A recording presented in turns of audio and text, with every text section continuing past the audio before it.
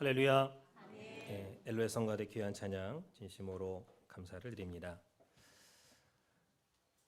주님이 주신 땅으로 한 걸음씩 나아갈 때 나에게 어려움과 또 두려움과 큰 위압감이 닥친다 할지라도 주님만 신뢰하고 앞으로 나가겠다. 또 나에게 주신 땅으로 사명을 가지고 반드시 그것을 성취하겠다라는 믿음의 고백의 찬양입니다. 오늘 저와 우리 산소맘교회 모든 성도님들의 고백이 되시기를 먼저는 주님의 이름으로 축원함을 드리겠습니다. 이 찬양을 부르는 것을 들을 때 한 가지 이제 생각나는 것이, 제가 2006년도에 평강제일교회에서 일을 하다가 이제 지붕에서 떨어졌어요.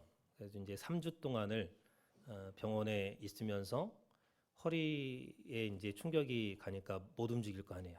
이렇게 전혀 이제 움직이지도 못하고 이제 대소변도 받아내고 3주 동안 이렇게 있는데, 야, 내가 이렇게 평생을 불구로 살면 어떻게 될까?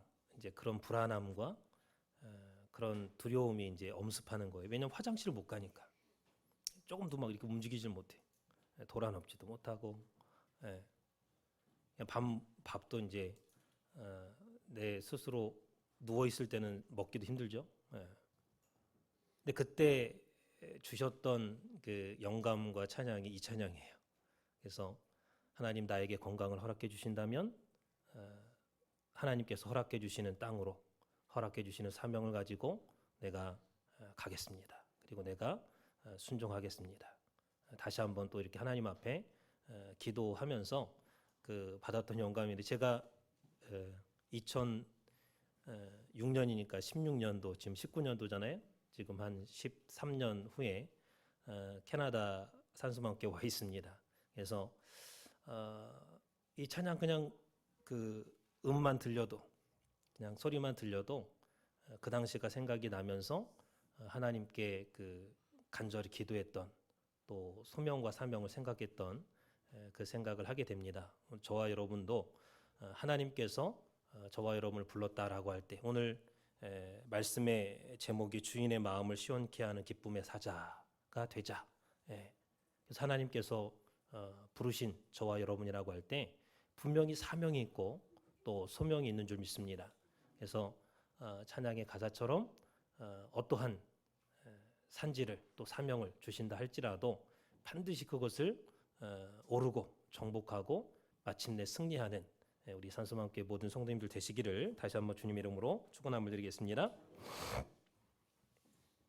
자, 2019년도 산소맘교회 학예 대성회와 고속사 세미나를 하나님의 은혜 가운데 마치게 됐습니다. 그렇다면 이제부터 어떠한 삶을 우리가 살아야 할 것인가 하는 마음에서 그런 묵상과 기도 가운데 오늘 말씀을 준비하게 됐습니다. 오늘 본문 잠언서 25장 13절 말씀은 우리 산소맘교회 모든 성도님들이 천국에 갈 때까지 항상 기억하고 또 이 말씀대로 살아야 되는 아주 중요한 말씀이 되겠습니다. 다 같이 다시 한번 한 목소리로 봉독하도록 하겠습니다. 오늘 잠언서 25장 13절 말씀 찾고 한 목소리로 읽겠습니다. 13절 시작. 충성된 사자는 그를 보낸 이에게 마치 추수하는 날의 얼음 냉수 같아서 능히 그 주인의 마음을 시원케 하느니라. 아멘. 이 공동 번역에는 이렇게 이 말씀을 말씀하고 있습니다. 믿음직한 심부름꾼은 그를 보내시는 주인에게 무더운 수수철에 시원한 눈과 같아서 주인의 마음을 기쁘게 해준다. 무더운 추수철에 시원한 눈, 겨울에 내리는 그 눈송이처럼 주인의 마음을 기쁘게 해준다. 이렇게 말씀을 하고 있습니다.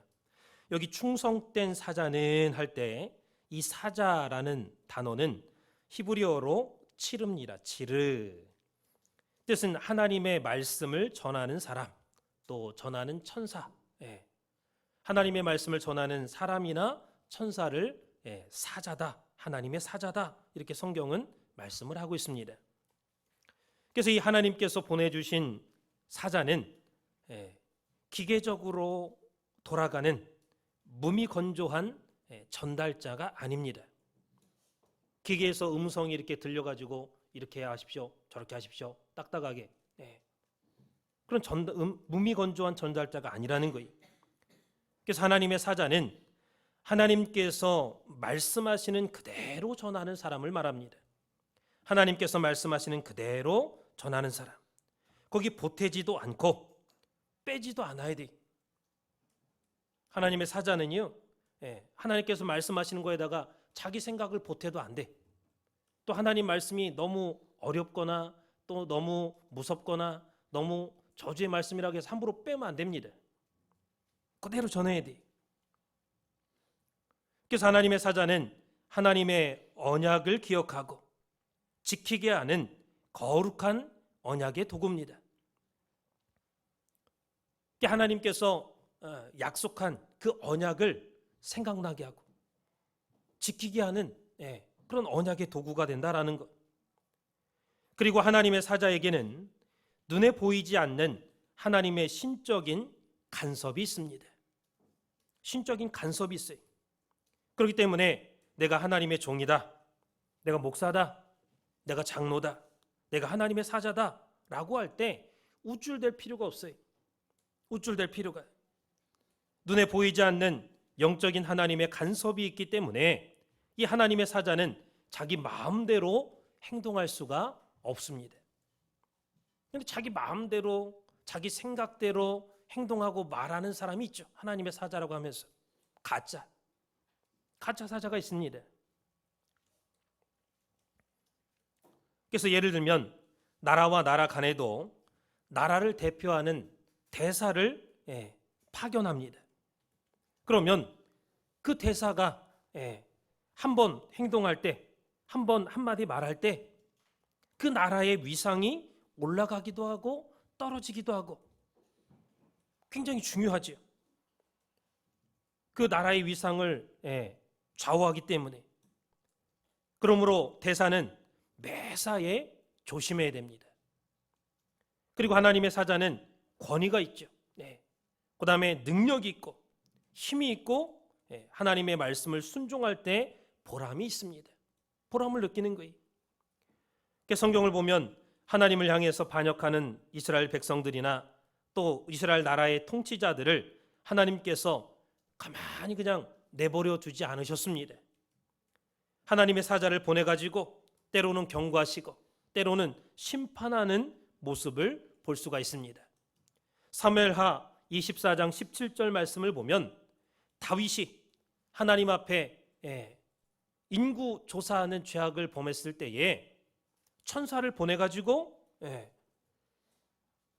하나님의 백성들을 치는, 심판하는 그러한 말씀을 볼 수 있습니다.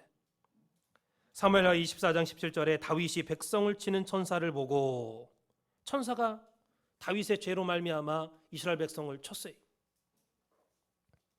그래서 하나님의 사자, 신약에서는 헬라어로 앙겔로스라고 합니다. 앙겔로스, 뜻은 정탐꾼, 스파이, 스파이, 정탐꾼. 여호수아가 여리고 도성을 공격하기 전에 2명의 정탐꾼을, 스파이를 뽑아서 이 가나안 정복을 위해서, 여리고 도성 정복을 위해서 여리고 도성 안으로 몰래 보냈습니다. 그래서 보이는 세계에서는 분명히 여호수아가 보냈지만 뜻으로 볼 때 2 정탐꾼은 하나님의 사자였습니다. 그래서 이스라엘 백성들이 완전히 이 여리고 도성의 싸움에서 참패하느냐 아니면 승리하느냐, 그것은 사자에 달려있는 거예요. 그 스파이가 잘 정보를 빼내와 가지고 잘 성공적으로 하면은 그 싸움에 승리하는 거죠. 그 2 정탐꾼이 여리고성의 기생 라합에게 가가지고 유숙했습니다. 거기서 이제 머무르고 쉬고 잠을 잤어요. 라합에게 들어가가지고 유숙할 때 여리고 왕이 2명의 정탐꾼이, 이스라엘 나라의 2명의 정탐꾼이 라합의 집으로 들어가는 것을 보았다고 보고를 받았습니다. 그래서 즉시로 군사를 보냈어요. 확인하려고. 그러니까 그 여리고 왕이 알고서 온 거예요? 아니면 모르고 온 거예요? 알고서 보고 받고 온 거예요. 그게 라합에게 물어봤습니다. 야, 2명의 정탐꾼이 일로 들어갔다는데 어떻게 된 거야? 이때 라합이 정탐꾼을 숨겨줬습니까? 아니면 잡아가라고 구해바쳤습니까? 숨겨줬죠. 어디에다 숨겼습니까? 지붕 위에 벌려놓은 3대 속에 숨겼다. 여호수아 2장 6절에 말씀을 하고 있죠. 그러면 이 라합이 왜 이스라엘 정탐꾼들을 신고하지 않고 목숨을 걸고 숨겨졌을까요? 이 이스라엘 정탐꾼은요, 간첩입니다. 가나안 입장에서 보면. 그리고 자기 민족을 배반하는 일이죠. 그 숨겨주는 거는 비열한 일입니다. 나라를 팔아먹는 거하고 똑같아요. 이 라합은 믿음에 입각한 정확한 역사적인 안목을 가지고 있는 여인이었기 때문입니다. 여호수아 2장 9절 말씀 보니까 여호와께서 이 땅을 너희에게 주신 줄을 내가 아노라. 이 라합이 정탐꾼에게 하는 말입니다. 하나님께서 이 가나안 땅을 너희에게 주셨다는 것을 내가 안다. 그래서 그녀는 이 가나안 땅은 이스라엘에게 점령당할 수밖에 없다. 그리고 이것을 방해하는 것은 하나님의 섭리에 도전하는 일이다 라고 확신하고 있었어요. 그렇게 믿고 있었던 사람입니다. 그렇기 때문에 라합이 여리고성에 대한 모든 정보를 2 정탐꾼에게 알려주었고, 이 라합이 알려준 정보는 여리고 도성이 무너진 후에도 그곳을 완전히 점령하는 데 많은 도움이 되었던 것입니다. 사랑하는 성도 여러분, 중요한 것은 마태복음 1장 5절 말씀 볼 때 예수님의 족보에 기생 라합의 이름이 올라가 있다라는 사실입니다. 하나님께서 예수님을 이 땅에 보내는 과정 속에 이 기생이 얼마나 더러워요. 이놈 저놈, 아침에 이 남자, 저녁에 저 남자, 관계하는 게 기생이에요. 그게 얼마나 더러운 여자입니까? 그런데 그 기생이 하나님의 뜻에 순종해서 정탐꾼을 숨겨줬어요. 예수님께서 이 땅에 오실 때 예수님의 족보에 더러운 여자가 4명이나 들어가 있습니다. 4명이나. 그게 예수님의 조상 할머니로. 시간 관계상 자세한 내용은 구독사 시리즈 3권 공부할 때 다시 말씀을 드리기로 하고, 오늘은 주인의 마음을 시원케 하는 기쁨의 사자가 되자라는 제목으로 하나님의 말씀을 증거하도록 하겠습니다. 우리가 한 가지 기억할 것은 이 자리에 계시는 모든 성도님들은 모두가 다 하나님을 기쁘시게 하는 하나님의 사자다라는 것을 믿으시기 바랍니다. 그리고 여호수아 때 기생 라합 때문에 가나안의 첫 관문이었던 난공불락의 여리고성을 점령할 수가 있었고, 라합으로 인해서 어둠의 세력이 무너지고 이 가나안 지역이 선한 땅이 되었다라는 것을 기억하시기 바랍니다. 그래서 누가복음 7장 24절에 보면 요한의 보낸 자가 떠난 후에 예수께서 무리에게 요한에 대하여 말씀하시되 너희가 무엇을 보려고 광야에 나갔더냐. 그러니까 여기 요한의 보낸 자, 세례 요한이 예수님에게 자기의 제자들을 보냈습니다. 여기 요한이 보낸 자라는 그 단어는 헬라어로 안겔로스 같은 어원의 단어죠. 사자라는 뜻이. 그리고 누가복음 9장 52절 말씀을 보면 예수님께서 예루살렘을 향하여 갈 때 2 제자를 앞서서 미리 쉴 곳도 알아보고 먹을 것도 좀 준비하고 2 제자를 미리 앞서서 보냈다 그랬습니다. 여기 2 제자도 하나님의 사자를 나타내고 있죠. 누가복음 9장 52절에 보니까 사자들을 앞서 보내심에 저희가 가서 예수를 위하여 예비하려고 사마리아인의 한 촌에 들어갔더니 그랬습니다. 거기 2절 이후에 54절 말씀을 보니까 누구와 누구라고 밝히고 있습니까? 그 사자가 야고보와 요한이었다 그랬습니다. 그러니까 그 유명한 야고보와 요한, 우레의 아들, 사마리아 한 촌에 가가지고 예수님을 좀 쉴 곳을 알아보는데 사마리아 사람들이, 그 촌의 사람들이 예수님을 대적하는 거예요. 영접하는 게 아니라. 그래가지고 예수님에게 아니 저 사람들을 우레를 내려가지고 벼락을 내려가지고 다 죽여버리자고 얘기했던 사람이 야고보와 요한이죠. 성질이 급해. 예수님의 제자를 여기 사자들이다 이렇게 말씀을 하고 있는 걸 볼 수 있습니다. 그러므로 하나님의 사자라는 것은 하나님의 뜻을 위해서 보내심을 받은 모든 사람들을 하나님의 사자다. 성경은 이렇게 말씀을 하고 있습니다. 그러므로 우리 산소망교회 성도님들은 목사나 장로님만 하나님의 사자라고 생각하지 마시고 여러분 자신이 하나님의 사자다라는 것을 믿으시기 바랍니다. 그래서 이제부터는 하나님 나라에 갈 때까지 우리 모두가 하나님의 사자다라는 것을 잊지 마시고 신앙의 긍지를 가지고 끝까지 충성하는 우리 산소망교회 모든 성도님들 되시기를 주님의 이름으로 축원을 드리겠습니다. 그래서 이 충성된 사자는 본질적으로 하나님께로부터 오는 기쁨의 좋은 소식, 복음의 메시지를 예수님처럼 전해야만 됩니다. 예수님이 이 땅에 오실 때 누가복음 2장 14절에 뭐라고 말씀하고 있습니까? 지극히 높은 곳에서는 하나님께 영광이요 땅에서는 기뻐하심을 입은 사람 중에 평화로다 그랬습니다.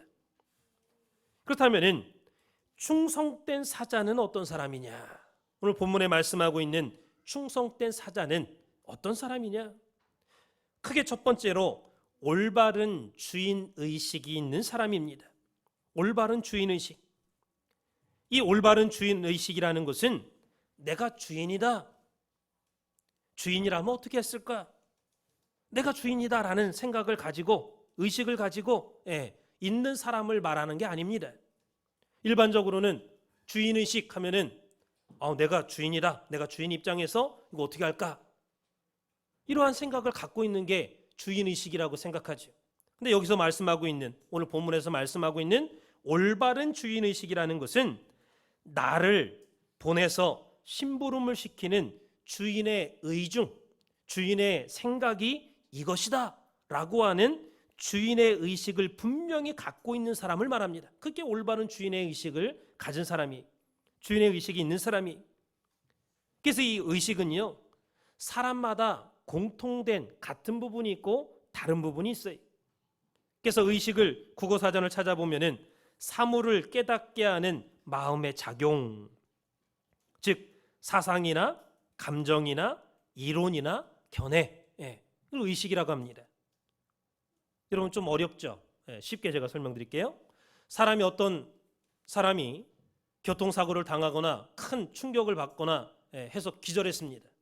그러면 그 사람한테 다가가가지고 제일 첫 번째로 확인하는 게 뭐예요? 그렇죠. 숨을 쉬나를 확인합니다. 숨을 쉬나, 살았느냐 죽었느냐, 숨 쉬나 확인해. 숨을 쉬긴 쉬는데 두 번째로 확인하는 게 뭐예요? 의식이 있느냐 없느냐.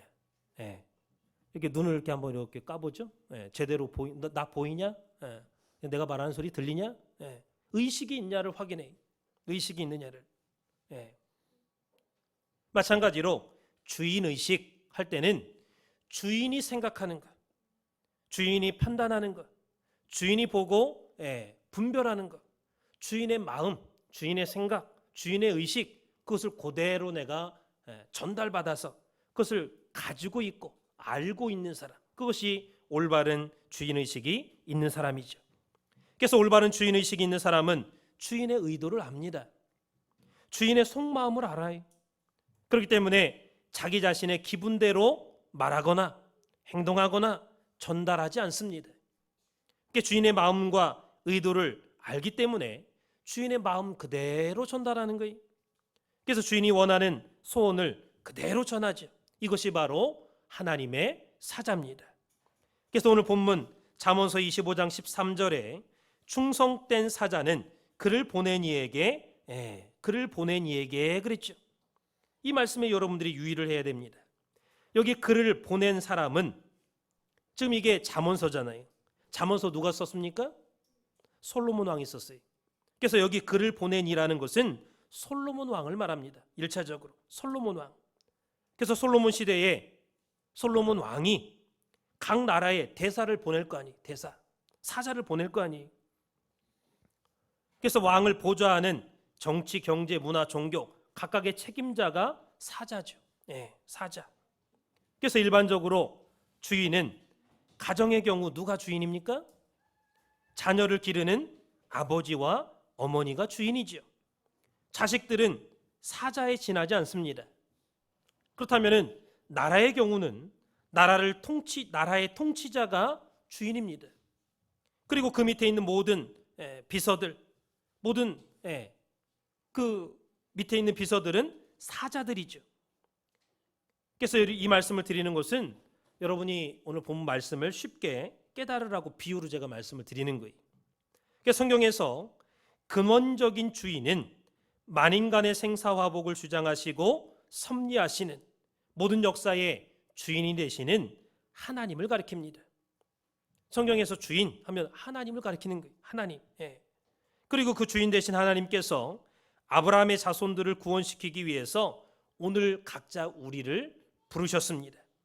그리고 우리에게 우리의 죄를 말끔히 씻어주시고 우리에게 섬김이라는 사명의 달란트를 줘서 다시 내보냈습니다. 그 순간 우리는 하나님의 사자가 된 거예요. 하나님의 사자가 된 거예요. 그래서 저와 여러분이 전도하고 안 하고가 문제가 아니라 하나님의 심부름꾼으로 불러주셨다라는 것을 잊지 마시기 바랍니다. 그래서 하나님의 복음의 사역을 위해서 복음을 받들라고 우리를 부르신 거예요. 그러므로 복음이 말씀하시는 대로 우리는 순종하면 됩니다. 왜 그러냐? 우리는 복음을 전하는 사자들이기 때문입니다. 그래서 오늘날까지 저와 여러분이 예수를 믿으면서 내가 목사다, 또 장로다, 권사다, 집사다, 구역장이다 이러한 직분을 받고 그것을 감당한다고 신앙생활을 해왔지만은 내 본인 자신이 어떠한 위치에서 어떠한 일을 하는 사람인지 또 하나님의 사자인지 아닌지 이걸 올바르게 인식하고 올바르게 사명의식을 깨닫고 올바르게 내가 심부름을 해왔느냐 생각해 봐야 돼요. 그래서 하나님께서 오늘 본문 잠언서 25장 13절 말씀을 통해서 분명히 우리에게 말씀을 하고 있습니다. 충성된 사자는 그를 보낸 이에게 마치 추수하는 날의 얼음 냉수 같아서 능히 그 주인의 마음을 시원케 하느니라 그랬습니다. 그래서 사자가 많이 있지만 심부름꾼이 많이 있지만 충성된 사자가 있고 충성되지 못한 사자가 있기 때문에 충성된 사자는 이렇게 말씀하고 있는 거예요.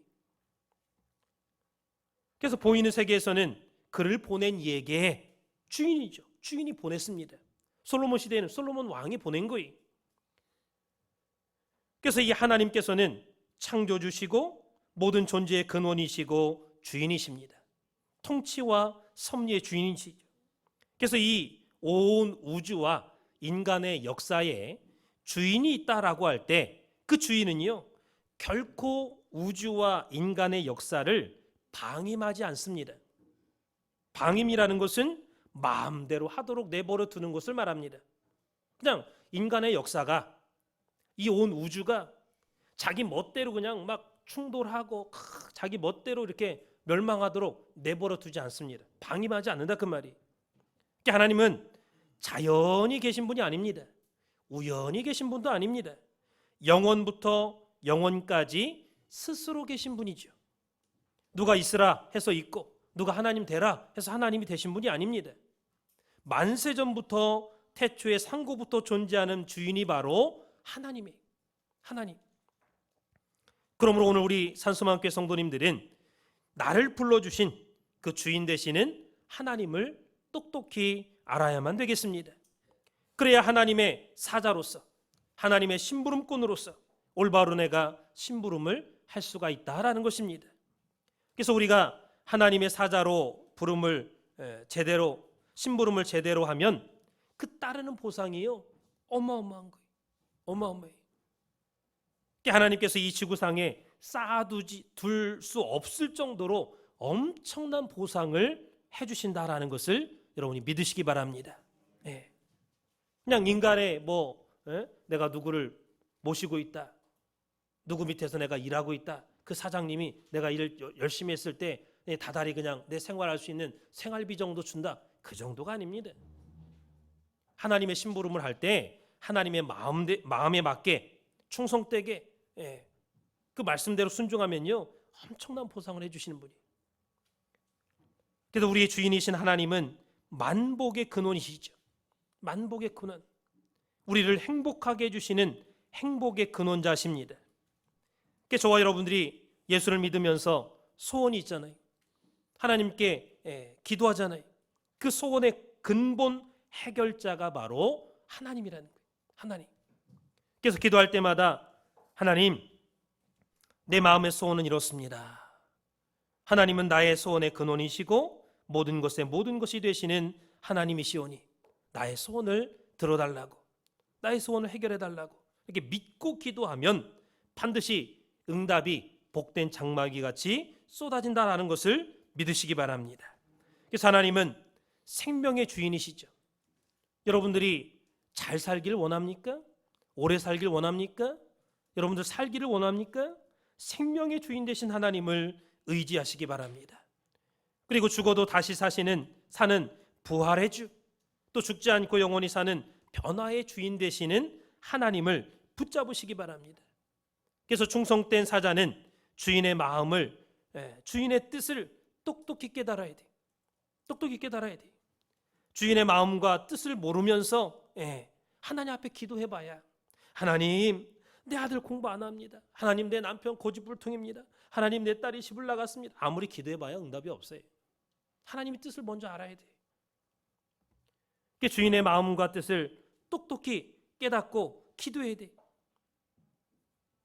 있는 것도 없게 하시고 마른 막대기만도 못한 아브라함의 아내 사라에게 아들을 낳게 하신 하나님, 내 아들을 위해서 내가 눈물을 흘리고 많이 기도했습니다. 그러나 나의 기도가 하나님의 뜻을 모르고 내 욕심으로 드리는 기도였습니다. 하나님 용서하시고 내 아들에게 한 번만 권고의 축복을 허락해 주십시오. 이렇게 기도하면은 하나님께서 권고해 주신다는, 권고가 뭡니까? 찾아가 주시다, 신방해 주다, 그 말이. 하나님이 신방해 가지고 돌아보시고 내 아들의 사정을 살펴주시고 부족한 것을 붙잡아 주신다라는 것을 믿으시기 바랍니다. 그래서 하나님이 여러분의 아들의 사정을 알고 그 아들 마음속에 여호와 삼마가 되어 주신다라는 것을 믿으시기 바랍니다. 이 여호와 삼마가 뭡니까? 하나님께서 거기 계시다. 망종 같은 불순종하던 아들이다 할지라도 그 마음 가운데 여호와 삼마, 하나님께서 거기 계시다 하는 축복이 임할 때 그 아들이 변화되는 역사가 있다라는 것을 믿으시기 바랍니다. 지금 여러분의 아들 얘기하는 게 아니에요. 여러분 자신도, 내 딸도, 남편도, 아내도, 사위, 며느리, 손주 새끼도 다 마찬가지. 하나님 여호와 삼마의 축복이 임하면요 바뀌는 거예요. 바뀌는 거예요. 하나님의 주인 되신 하나님의 마음과 하나님의 뜻을 먼저 알고 먼저 살피고 그 뜻대로 기도할 때 하나님께서 우리의 기도 내용을 들어주신다라는 거, 권고해 주신다라는 거. 그래서 오늘 죄악이 관영한 땅 위에 노아 때보다 더 지독한 죄악이 관영한 이때에, 관영이라는 말은 찰찰찰찰 차고 넘친다 뜻입니다. 차고 넘치다. 가정이나 교회나 나라에나 아이들에게나 죄악이 미치지 않은 곳이 없어요. 생각하는 게 다 죄야. 악하고. 세상이 악할수록, 죄악이 관영할수록 충성된 사자는 보낸 일에 대해서, 보내신 이에 대해서 너무나 잘 알아요. 보내신 주인에 대해서 너무나 잘 알아. 왜? 주인 의식을 알기 때문에. 주인이 어떠한 뜻과 어떠한 생각을 갖고 계신지를 알기 때문에. 요한복음 17장 3절에 보니까 영생은 곧 유일하신 참 하나님과 그의 보내신 자 예수 그리스도를 아는 것이다 그랬죠. 예. 요한일서 5장 20절에 보니까 또 아는 것은 하나님의 아들이 이르러 우리에게 지각을 주사 우리로 참된 자를 알게 하신 것과 또한 우리가 참된 자 곧 그의 아들 예수 그리스도 안에 있는 것이니 그는 참 하나님이시요 영생이시라 그랬습니다. 그러니까 예수님이 오셔가지고 우리에게 지각을 주신대. 참된 자를 알게 하시고 참된 자 곧 그 아들 예수 그리스도 안에 있는 것이니 예수님의 안에 우리를 있게 하신다는 거예요. 예수님을 알게 하고 예수님 자체가 하나님이시고 영생이시다 그랬습니다. 예레미야 10장 10절에는 오직 여호와는 참 하나님이시요 사시는 하나님이시요 영원한 왕이라 그랬습니다. 또 요한복음 5장 44절에는 너희가 서로 영광을 취하고 유일하신 하나님께로부터 오는 영광은 구하지 아니하니 어찌 나를 믿을 수 있느냐 그랬죠. 그러니까 예수님을 믿지를 못해 사람들이. 자기 영광만 구해. 하나님께로부터 오는 영광 구하지 않고. 요한복음 8장 46절에 주님이 말씀하시기를 내가 진리를 말하는데도 어찌하여 나를 믿지 아니하느냐. 예수님이 참된 것을 거짓을 말하는 게 아니라 참된 것을 말하는데도 예수님 말을 안 믿어. 이스라엘 백성들이. 요한복음 8장 37절에 내 말이 너희 속에 있을 곳이 없으므로 너희가 나를 죽이려 하는도다 그랬습니다. 그러니까 아무리 말해도요 예수님 말씀을 마음에 담아두질 않아요. 그냥 건성으로 이렇게 흘려들어. 너는 말해라. 나는 내 생각대로 하겠다. 네 말 내가 요만큼도 내가 믿지도 않고 듣지도 않는다. 그러니까 예수님이 야 왜 나 죽이려고 그래? 우리가 언제 죽이려고 했습니까? 내 말이 너희 속에 있을 것이 없다. 그 말은 뭐예요? 예수님이 아무리 말해도 안 믿어. 듣지도 않고 무시하고 사람의 아들이라고 무시하고 그래서 너희들이 나를 믿지 못한다 그랬습니다. 사랑하는 성도 여러분, 예수님의 말씀이 여러분 마음속에 머물러 있으면요 하나님의 말씀을 믿으라고 믿지 말라고 해도 믿어지는 거예요. 그때부터 축복이 오는 겁니다. 근데 내가 몇십 년 믿었다. 내가 목사다, 장로다, 권사다, 집사다. 우리 조상 때부터 3대, 4대째 믿는다. 우리 아버지가 장로고 우리 어머니가 권사다 할지라도 하나님 말씀이 내 마음 가운데 머물러 있지 않으면요 아무리 기도해봐야 응답이 없다라는 것을 여러분들이 믿으시기 바랍니다. 그래서 내 속에 하나님 말씀이 머물러 있느냐? 이게 중요한 거예요. 내 속에 하나님 말씀 머물러 있느냐? 이 중요한 거예요. 내 마음에 하나님의 말씀이 머물러 있으면 믿어지는 거예요. 아 그렇구나. 깨달아져. 단지 교회 나온다고 해서 예배를 드렸다고 해서 말씀을 들었다고 해서 다 믿는 게 아니다라는 사실이. 다 믿는 게 아닙니다. 말씀을 듣고 그 말씀이 내 속에 머물러 있어야 그래야 믿어지는 거예요. 그래야 믿어지는 거예요. 그럼 내 말씀이 내 속에 머물러 있게 하려면 어떻게 해야 돼? 집중해서 말씀 들어야 돼. 말씀 듣고 집에 가서 다시 한번 또 봐야 돼. 찾아보고 이 말씀이 진짜 그런가? 찾아봐야 돼. 그런 노력과 수고도 없이 말씀이 내 속에 머물 수 있습니까? 없어요. 또 말씀대로 살아야 돼.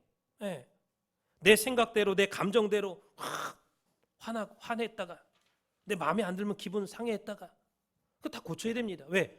말씀하고 말씀이 내 속에 머무르려면요 말씀의 속성이 내 말씀이 내 속에 들어와서 말씀화가 돼야 돼. 인격화가 되고 생활화가 돼야 돼. 그래야 말씀과 함께 동행하고 말씀이 내 속에 머물러 있는 삶을 살 수가 있죠.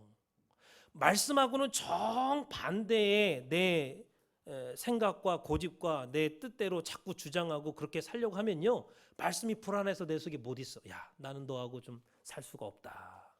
너하고 너무 안 맞는구나. 너하고 나는 원수구나. 말씀이 도망가.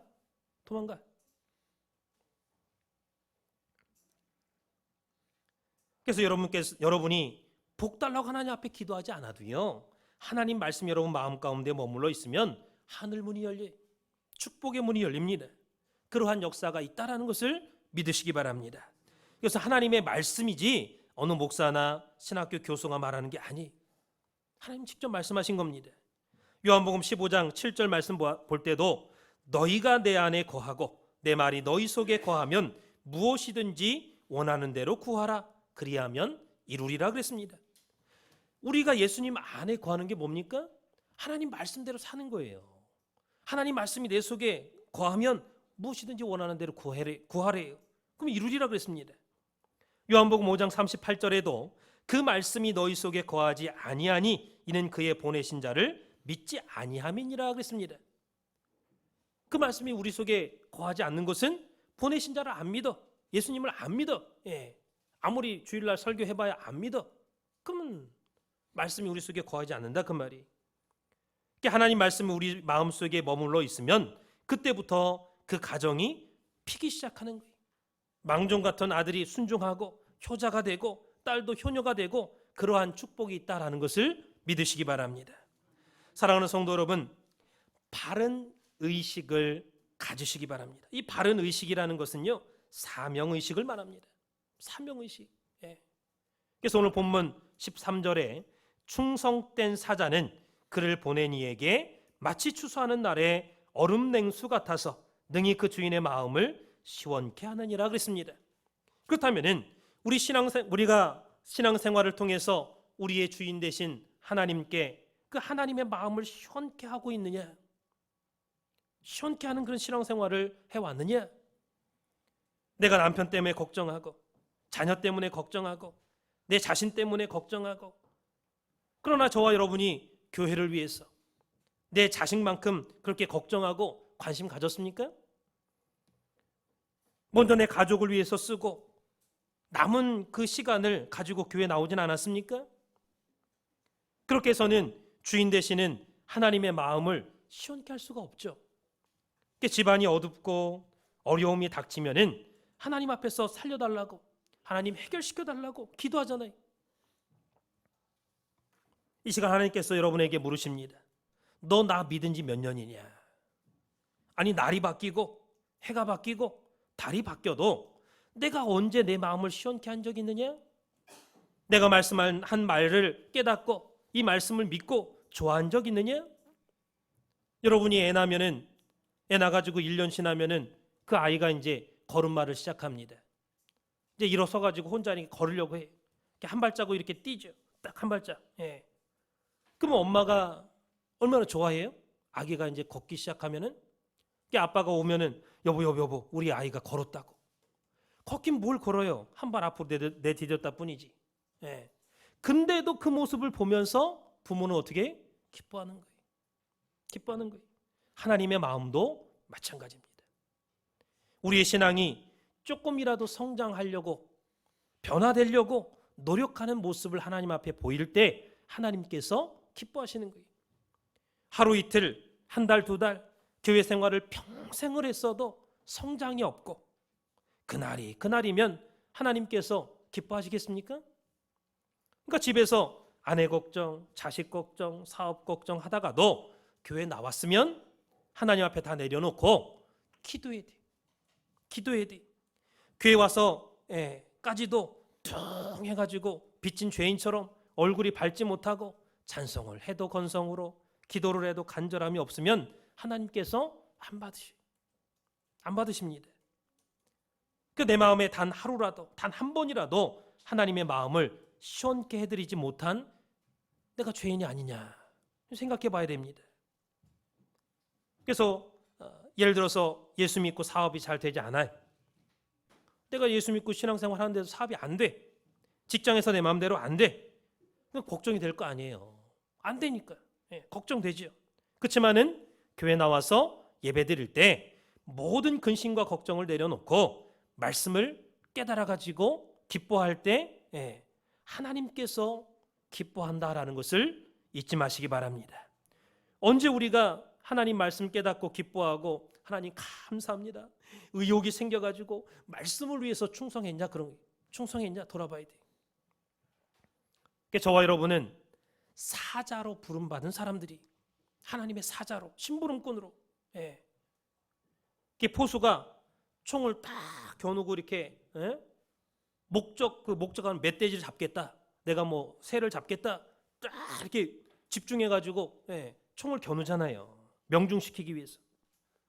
마찬가지로 내가 말씀 받을 때 그 말씀을 내가 한 말씀도 놓치지 않고 내가 받겠다, 다 깨닫겠다, 그런 마음으로 집중했냐라는 거예요. 집중했느냐? 공수부대 가면요, 특등 사수가 있어요. 제가 화기인데 총 쏘는 거 이렇게 연습시키는 걸 한번 이제 가서 훈련을 받았는데, 진짜 그 저격수들은요 어떤 것까지 계산하냐면 바람의 속도와 방향과 세기까지요 다 계산을 해요.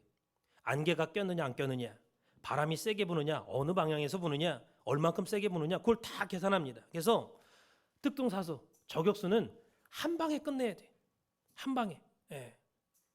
한 방에 못 끝내잖아요. 그러면 총소리가 빵 나면 빗 맞았어.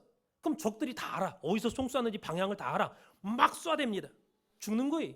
딱 한 방에 딱 바로 한 방에 죽여야 돼. 그러려면은 집중해가지고 이 내가 딱 총을 쐈을 때 방해하는 요소, 바람이 세게 불면요 총알도 이렇게 휘어져 가요. 안 맞습니다. 그러니까 그 방해하는 요소까지도 다 계산을 해요. 총 쏠 때. 몇 미터 앞에 있고 바람이 세기가 요만큼이면 얼마나 방향을 딱 틀어야 되느냐 다 계산합니다. 그래서 계속 쏘는 연습을 해가지고 요럴 때는 요렇게 쏴야 된다, 저럴 때는 저렇게 쏴야 된다, 그걸 다 이렇게 머릿속에 입력하는, 그래야 그 사람이 특승사수예요. 신앙도 마찬가지입니다. 오늘 말씀을 받고 말씀을 깨닫는 데 있어서 방해하는 요소가 많아요. 가장 대표적인 게 뭡니까? 졸음마귀예요. 졸음마귀. 마귀가 와서 자꾸 못 듣게, 말씀 못 듣게 막 자꾸 졸립게, 괜히 막 눈이 내려오고 졸립고 그냥 생각이 멍해지고. 그럼 여러분이 그 방해하는 요소를 없애려고 반드시 내가 말씀 깨닫겠다, 바늘 준비해가지고 허벅지 졸릴 때 팍 찌른 적 있습니까? 조그만 벌이 와가지고 이렇게 쎄도 벌벌 떨고 무서워하고, 누가 옆에서 졸면 야 좀 졸지 마라 한 대 치면은 망신줘가, 왜 나 망신줘, 나 졸지도 않았는데 왜 내 망신줬냐고 신경질 내고, 그러진 않았습니까?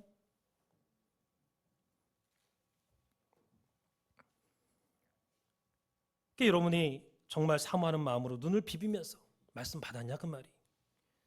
이번에 전사님 수요일 목요일 두 번 성경과 구속사라는 제목으로 말씀 주실 때 얼마나 큰 은혜가 넘쳤는지 몰라요. 못 들으신 분들은요 꼭 들어보세요. 어떤 사람 그러죠. 제목은 성경과 구속사라고 해놓고 들어보니까 예수님 얘기하고 예수 그리스도는 누구인가 다 아는 얘기하고 말씀 얘기하고 영생 얘기하고, 얘기했다가 저 얘기했다가 도대체 무슨 얘기하는지 모르겠다, 이렇게 말하는 사람이 우리 산수만교 성도님들 가운데는 없는 줄 믿습니다. 분명한 것은요, 저와 여러분이 들은 말씀은 그 어디에서도 쉽게 들을 수 없는 성경과 구속사를 꿰뚫는 말씀의 진수를 여러분이 들으셨습니다. 말씀의 진수를 들으셨어요.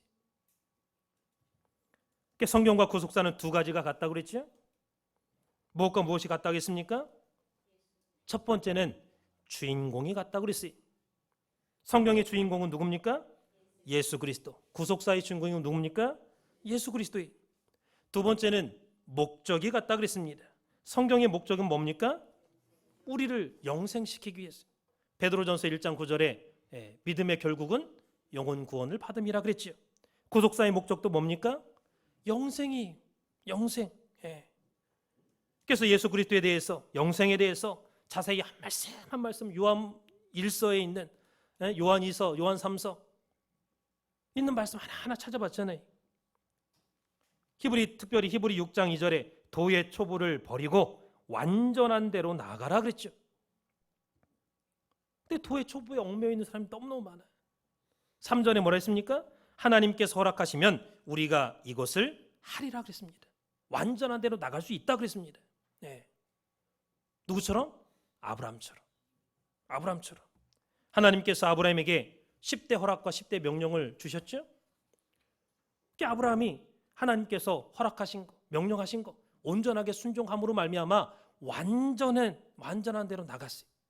내가 너에게 반드시 축복하고 내가 반드시 너에게 복 주겠다. 하나님 맹세까지 하신 그 말씀대로 아브라함은 그 축복을 받은 사람이에요. 복의 근원이 된 사람입니다. 복덩어리가 됐어요. 본인 자신이 복 자체가 됐습니다. 오늘 우리도 마찬가지로 아브라함처럼 하나님께서 허락하시면 우리가 이것을 하리라 하신 말씀이 아브라함과 같은 믿음이 있으면요, 우리도 이루어지는 거예요. 이룰 수 있다 그 말이. 그래서 오늘 우리 산소마켓 성도님들은 큰 복을 받으신 분인 줄로 믿습니다. 왜 그러냐?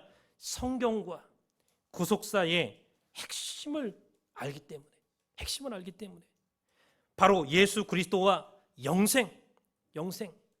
예수님이 영생 주려고 왔잖아요. 예수 그리스도와 영생, 이것을 온전히 실행해서 복의 근원이 된 아브라함이 있기 때문에 아브라함을 잘 알면요, 예수님을 알게 돼 있어요. 예수님을 알면 구속사를 알고 아버지를 알게 돼 있어요. 또 한 가지는 우리에게 오늘 우리와 동시대를 살면서 성경의 모든 말씀대로 사시고 구속사의 말씀을 남겨주신 아브라함 목사님이 있기 때문에 우리는 축복자입니다. 왜? 본을 다 보여주셨어요. 성경의 핵심과 구속사의 핵심을 남겨주시고 가르쳐주시고 그대로 우리가 따라가면 돼. 그게 얼마나 복이. 그래서 오늘 이 말씀 듣고 이 말씀 깨달은 사람들은 자손만대 예수 그리스도의 이름으로 축복이 있다라는 것을 믿으시기 바랍니다. 결론적으로 오늘 제목이 주인의 마음을 시원케 하는 기쁨의 사자가 되자라는 제목입니다. 저와 여러분이 주인 되신 하나님께로부터 보내심을 받은 하나님의 사자다라고 할 때 오늘날까지 내가 예수 믿으면서 하나님의 마음을 기쁘시게 했는가 생각해 보시기 바랍니다. 기도할 때 밤낮 하나님 앞에 하나님 주시옵소서 맨날 달라고만 했지 말씀을 깨닫고 하나님 감사합니다, 감사한 적이 몇 번이나 있냐 생각해 보시기 바랍니다. 그래서 말씀을 깨닫고 기뻐할 때 하나님의 마음이 시원케 되는 순간이다라는 것을 믿으시기 바랍니다. 평생 내가 믿으면서 말씀을 깨닫지 못했다, 내 마음에 말씀이 머물러 있지 않았다, 나를 통해서 단 하루라도 하나님 마음을 시원케 해드린 적이 있느냐? 없었다. 이거 하나만 깨달아도요, 하나님이 기뻐하신다라는 것을 믿으시기 바랍니다. 그래서 말씀을 깨달을 때 하나님이 제일 기뻐하시는 거예요. 말씀 깨달을 때. 울롱 목사님 이렇게 뵈러 갈 때도요, 말씀 공부하고 깨닫고 가면요, 너무너무 기뻐하셔. 너무너무 말씀 깨달으면 기뻐하셔. 하나님 마찬가지. 말씀을 깨달을 때 제일 기뻐합니다. 감리교 창설자 존 웨슬리가 있죠. 이 존 웨슬리가 머리가 안 좋은 사람이, 머리가 참 나빴다고 합니다. 어릴 때 어머니가 똑같은 거를 한 번 가르쳐, 두 번 가르쳐, 세 번 가르쳐, 10번을 가르쳐도 못 깨달아. 19번이나 가르쳤대. 19번이나. 아버지가 아침에 나가면서 엄마가 가르치는 걸 이렇게 봤는데 한참 몇 시간 뒤에 들어왔는데 계속 똑같은 거 가르치고 있는 거예요. 아니 몇 번이나 지금 가르쳤냐고. 19번 가르쳤다고. 아유, 사람 되게 글렀다. 그만 가르치라고. 사람 되게 글렀으니까 그만 가르치라고. 포기하라고. 그러니까 그 엄마가 뭐라고 말했냐면, 여보, 내가 다시 한번 가르칠 때 얘가 잘 듣고 깨달으면 20번 그거 다 도로 찾아오는 거 아니냐고. 그 말을 웨슬리가 옆에서 듣고서 집중해서 듣고 20번째 깨달았다는 거예요. 깨달았다는 거예요. 그래서 예수 믿는 것도 마찬가지입니다. 저와 여러분이 정말 평생 예수를 믿으면서 내 자신이 하나님의 사자다, 이 모르고 예수 믿는 사람 많아요. 모르고 예수 믿는 사람. 사자는 다 똑같은 사자입니까? 충성된 사자가 돼야죠. 충성된 사자는 뭐라고 했습니까? 올바른 주인 의식을 갖고 있는 사람. 올바른 주인 의식을 갖고 있는 사람은 뭐라고 했습니까? 주인의 마음의 생각과 뜻, 그 의식을 그대로 내가 가지고 있고 알고 있고 내 마음이 돼서 내 마음대로 내 감정대로 전하는 게 아니라 하나님의 기쁜 복음의 말씀, 주인의 그 생각, 주인의 뜻을 전달하는 사람이 되어야죠. 그게 올바른 주인의 의식을 갖고 있는 사람이고 충성된 사자고 하나님 주인의 마음을 기쁘시게 하는 자입니다. 그래서 내가 예수를 믿어도 주인의 마음을 시원케 해드리는 충성된 사자가 되어야 될 텐데 밤낮 내 새끼, 내 남편, 내 사업 도와달라, 살려달라, 도와달라, 그렇게만 하나님 앞에 기도했지 구속사 말씀, 영생의 말씀 깨닫게 해주십시오. 하나님 내가 말씀 깨달을 때 제일 기뻐한다고 했는데 내 말씀 좀 깨닫게 해주십시오. 이렇게 기도한 적 없잖아요. 바라옵기는 오늘부터 진심으로 구속사의 말씀, 영생의 말씀 깨닫고 기뻐하고 감사할 때 하나님께서 그것을 보시고 여름 타작마당에 얼음 냉수처럼 시원해 하시는 믿음의 산 역사가 우리 산소망교 모든 성도님들에게 충만하시기를 주님의 이름으로 축원을 드리겠습니다. 기도 올리겠습니다. 살아계신 아버지 하나님 감사합니다. 오늘도 거룩한 주일을 허락해 주시고 주의 날에 접촉하는 자마다 거룩하게 변화시켜 주시겠다고 약속하신 말씀 붙잡고 하나님의 성전에 나왔습니다. 이 시간 주인의 마음을 시원케 하는 기쁨의 사자가 되자는 거룩한 하나님의 말씀을 받았습니다. 충성된 사자는 여름 타작마당에 얼음 냉수와 같이 보내신 주인의 마음을 시원케 한다고 했습니다. 우리 모두가 주인 되신 하나님의 마음을 시원케 드리는 충성된 하나님의 사자들이 될 수 있도록 인도하여 주시옵소서. 이제는 달라고만 하는 도의 초보를 벗어버리고 온전한 영생의 세계로 나가는 우리 산소망교회 모든 성도님들 될 수 있도록 도와주시옵소서. 하나님께서 허락하시면 우리가 이것을 하리라 하신 말씀대로 아브라함과 같이 완전한 신앙의 단계로 나가는 우리 모두가 될 수 있도록 인도하여 주시옵소서. 영육간에 병마로 고통당하는 가정이 있습니까? 말씀을 보내주셔서 예수 그리스도의 이름으로 모든 질병을 물리쳐 주시고 참된 평안과 참된 자유를 누리는 역사만 있도록 인도하여 주시옵소서. 가정마다 말씀과 기도로 거룩해지게 하시고 모든 난 문제들이 해결되는 형통의 축복이 있도록 주장하여 주시옵소서. 이 모든 말씀을 빌고 나올 때 거룩하신 예수님의 이름 받들어 간절히 감사 기드렸사옵나이다. 앞에 영광의 박수를 드리겠습니다.